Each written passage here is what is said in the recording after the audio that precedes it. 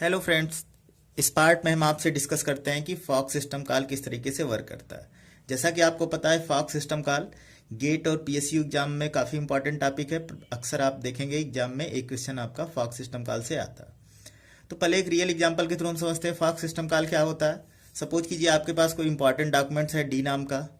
आपका कोई दोस्त आता है, उसको भी उस डॉक्यूमेंट की रिक्वायरमेंट होगा, वो आपसे बोलेगा कि ये डॉक्यूमेंट उसे भी चाहिए। आप क्या करेंगे? उस डॉक्यूमेंट को एक जीराक्स मशीन में ले जाएंगे और उसकी एक जीराक्स कॉपी निकाल लेंगे। तो आपके पास कितने डॉक्यूमेंट हो जाएंगे? दो हो जाएंगे, एक ओरिजिनल कॉपी और एक आपकी जीराक्स कॉपी। उसके कुछ देर बाद सपोज कीजिए आपके कुछ और दोस्त आते हैं, वो भी बोलते हैं कि उन्हें भी डॉक्यूमेंट की रिक्वायरमेंट है। आप क्या करेंगे? डी और F1 जो कॉपी थी उसकी फिर से जीराक्स निकाल लेंगे। अब आपके पास टोटल कितनी कॉपी हो जाएगी? 4 कॉपी हो जाएगी। एक तो डी और एक उससे फिर से जो जनरेट हुई F2 और एक F1 और उससे जो एक नया जनरेट हुआ F3। फिर से अगर कुछ और लोग आपसे रिक्वायरमेंट करते हैं, आप क्या करेंगे? इन 4 का फिर से फोटो कॉपी कर लेंगे। फिर से फोटो कॉपी कर लेंगे तो आपके पास कितने टोटल कॉपी हो जाएगी? 8। मीन्स जब आपने फर्स्ट टाइम फोटो कॉपी किया तो आपके पास ओरिजिनल कॉपी 1 और जीराक्स कॉपी 1, 1+1। लेकिन जब आपने 2 time second time photo copy कर दिया तो आपके पास ओरिजिनल कॉपी कितनी? 1 प्लस जीराक्स कॉपी 3। अगर आपने थर्ड टाइम कर लिया तो आपके पास कितना? Original copy 1 plus xerox copy 7। कुछ ऐसी ही वर्किंग हमारी फॉक सिस्टम कॉल की होती है। पहले फॉक सिस्टम कॉल हमारा करता क्या है? फॉक सिस्टम कॉल जब भी कॉल होगा वो प्रोसेस से एक नई प्रोसेस जनरेट कर देगा। जैसे हमारा डॉक्यूमेंट से एक जीराक्स डॉक्यूमेंट निकल रहा था, उसी तरह वो प्रोसेस को एक नया प्रोसेस क्रिएट कर देगा। एक आपका पेरेंट प्रोसेस, दूसरा है आपका चाइल्ड प्रोसेस। एग्जाम्पल आप देखिए, हमने कुछ ऐसा कोड लिख रखा है, फॉर printf x। सपोज कीजिए ये आपका कोई प्रोसेस है। अब सबसे पहले क्या होगा? आपका फॉक सिस्टम कॉल एग्जीक्यूट होगा। फॉक सिस्टम कॉल क्या करेगा? इस प्रोसेस का एक नया चाइल्ड प्रोसेस क्रिएट कर देगा। लेकिन कॉमन चीज़ क्या रहेगी?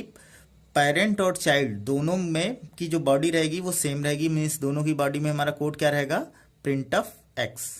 मीन्स अगर ये आपका सपोज कीजिए पेरेंट प्रोसेस है और ये सपोज कीजिए आपका चाइल्ड प्रोसेस है, तो दोनों की बॉडी में क्या होगा? सेम कंटेंट आएगा। जैसे आप जीराक्स मशीन से फोटो कॉपी कराते हैं तो क्या होता है? दोनों में सेम कंटेंट होता है। तो इसका मीन्स दोनों में सेम कंटेंट आएगा। कंटेंट क्या रहेगा? printf x। इस मीन्स इसका आउटपुट क्या आ जाएगा? x and x।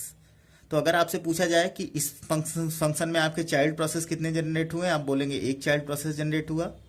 लेकिन अगर आपसे पूछा जाए टोटल कितने printf आपके एग्जीक्यूट हुए, तो आप बताएंगे 2। एक आपका चाइल्ड प्रोसेस में, एक आपका पेरेंट प्रोसेस में। इसी तरह अगर हम ऐसे लिख दें, printf x fork printf x। अब इसके आउटपुट में क्या होगा? पहले तो हमारा printf x एग्जीक्यूट करेगा, आउटपुट में क्या आ जाएगा? x आ जाएगा। अब पेरेंट प्रोसेस हमारा क्या करेगा? 2 प्रोसेस जनरेट कर देगा और दोनों की बॉडी में क्या क्या चला जाएगा? printf x। तो चाइल्ड तो 2 एक ही जनरेट हो रहा है, लेकिन टोटल आउटपुट हमारा क्या आ जाएगा? x x and x। ये printf x पेरेंट और चाइल्ड दोनों में रहेगा। और ये printf जो है ये फॉक होने से पहले का printf है, जो कि हमारे सिर्फ किस में है? पेरेंट में है, लेकिन चाइल्ड में नहीं है। इसी तरह अगर हम ऐसे लिख दें, x equals to fork printf %d x। Suppose कीजिए हमने ऐसे लिख दिया। अब क्या होगा? पहले हमारा फंक्शन कॉलिंग का प्रेसिडेंस क्या होता है? ज़्यादा होता है। असाइनमेंट का प्रेसिडेंस क्या होता है? कम होता है। तो जहाँ तक फॉक फंक्शन एग्जीक्यूट हो गया है, उसके बाद का जो भी स्टेटमेंट रहेगा वो पेरेंट और चाइल्ड दोनों में कॉपी होगी। मीन्स पेरेंट में भी हमारा क्या रहेगा? x equals to printf, print करना है x को, पेरेंट में भी रहेगा और चाइल्ड में भी सेम स्टेटमेंट रहेगा, x equals to print x। बस डिफरेंस क्या होता है कि फॉक फंक्शन पेरेंट प्रोसेस में रिटर्न करता है जो प्रोसेस की प्रोसेस आईडी हो, और चाइल्ड प्रोसेस में क्या रिटर्न करता है? 0 रिटर्न करता है। तो अगर ये पेरेंट प्रोसेस है तो यहाँ पे क्या करेगा? इस प्रोसेस का जो प्रोसेस नंबर होगा वो रिटर्न करेगा, और प्रोसेस नंबर हमारा क्या रहेगा? कोई पॉजिटिव इंटीजर रहेगा। मीन्स यहाँ पे x की वैल्यू क्या आएगी? कोई पॉजिटिव इंटीजर आएगी। और ये चाइल्ड प्रोसेस में फॉक फंक्शन क्या रिटर्न करता है? 0, ताकि हम रिकॉग्नाइज कर सके कि कौन सा हमारा पेरेंट प्रोसेस था, कौन सा हमारा चाइल्ड प्रोसेस था। तो मीन्स यहाँ पे x की वैल्यू क्या रहेगी? 0, और यहाँ पे x की वैल्यू क्या रहेगी? कोई पॉजिटिव इंटीजर। और जब पेरेंट प्रोसेस में प्रिंट ऑफ एक्स चलेगा तो क्या प्रिंट करेगा, कोई पॉजिटिव इंटीजर, जबकि चाइल्ड प्रोसेस में प्रिंट ऑफ एक्स चलेगा तो क्या प्रिंट करेगा, 0। इसी तरह कुछ एग्जाम्पल और देखते हैं। सपोज किया हमने लिखा है इफ फॉक, और इस इफ के अंदर हमने लिखा है प्रिंट ऑफ एक्स एल्स हमने क्या लिखा है, प्रिंट ऑफ वाई। अब आपको ध्यान ये देना है कि पहले हमारा इफ स्टेटमेंट चलेगा या पहले इनर फॉक चलेगा। तो आपको क्लियर कट पता है कि पहले इनर फंक्शन इवेल्युएट होगा और इसकी वैल्यू देखी जाएगी ट्रू या फॉल्स है, उसके बाद हमारा इफ क्या करेगा, डिसीजन लेगा।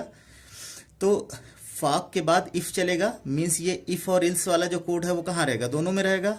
इफ में भी सेम कोड रहेगा प्रिंट ऑफ एक्स का,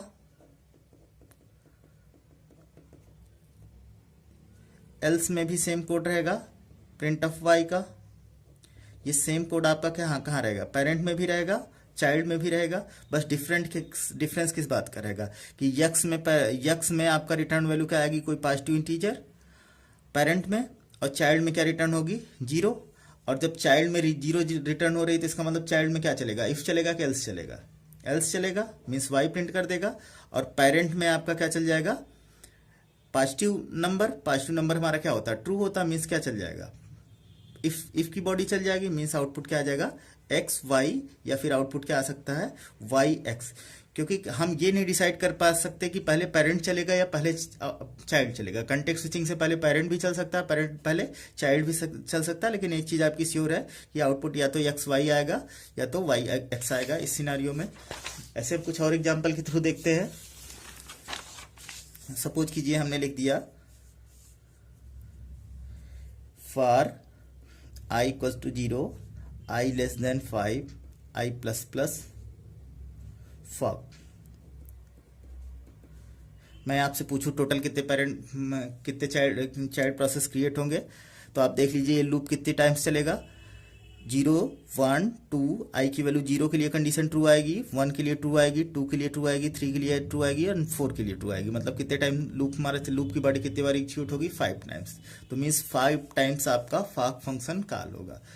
तो अगर एक बार आप फॉक फंक्शन क्रिएट करते हैं तो आपके कितने प्रोसेस जनरेट हो जाते हैं, 2 बार कॉल करने पे कितने हो जाते हैं, 4, 3 पे कितने हो जाएंगे, 8, 4 पे कितने हो जाएंगे, 16, और 5 पे कितने हो जाएंगे, 32। तो टोटल 32 में आपका चाइल्ड प्रोसेस अगर पूछा कि नंबर ऑफ चाइल्ड प्रोसेस कितना है, तो आप बताएंगे नंबर ऑफ चाइल्ड प्रोसेस आपके कितने हैं, 2 पावर 5 माइनस 1। और अगर आपसे पूछे कि टोटल प्रोसेस कितने हैं तो आप बताएंगे 2 पावर 5, क्योंकि एक आपकी original copy means parent copy, और 2 पावर 5 माइनस 1 आपके क्या हो जाएंगे, चाइल्ड प्रोसेस। उसी तरह अगर हम लिखते हैं for i equals to 0, i less than 5, i plus plus, और यहाँ पे हमने लिख दिया इफ i मॉडुलस 2 फॉक।